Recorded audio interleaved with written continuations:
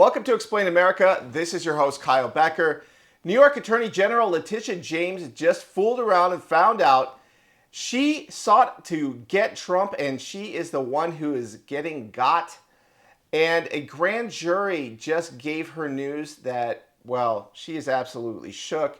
But before we get into this story, please like, share, and comment at Explain America. Join us. We appreciate your support for common sense journalism.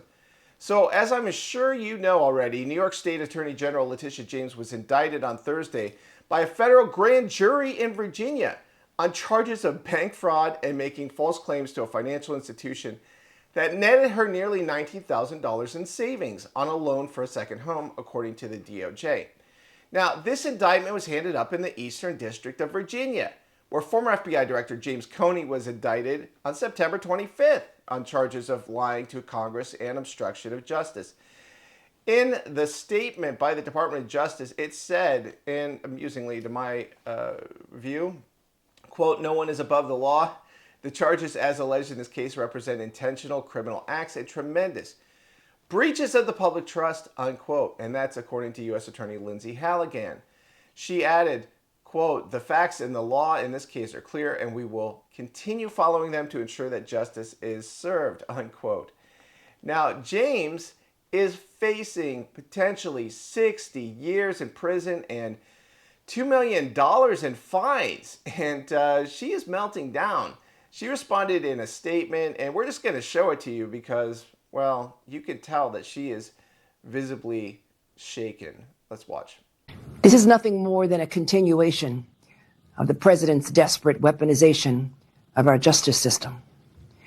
He is forcing federal law enforcement agencies to do his bidding, all because I did my job as the New York State Attorney General.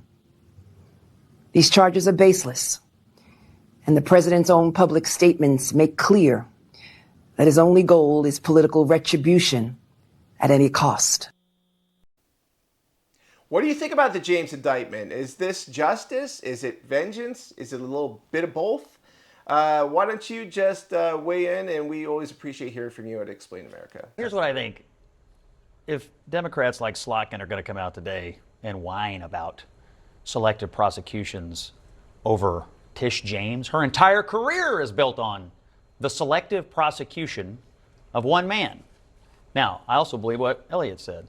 There's a process here. Everybody gets their day in court.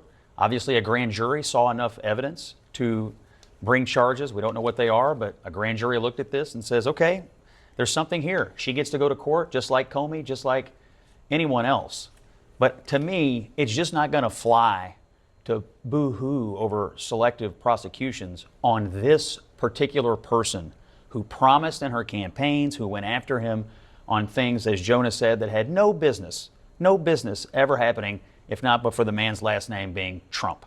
So I'm not going to. How is that not a two wrongs make a right argument? I'm not saying it's right or wrong. I'm saying she gets her day in court. I'm saying a grand jury saw enough evidence to bring charges, and I'm saying she gets to go to court and tell her side of the story, and then we'll see what happens. But I'm just arguing the political debating issue here. Democrats are going to say, this is the first time we've ever had somebody go down the road of selective prosecutions on her. Yeah. Give me a break. No, I agree with that. The one thing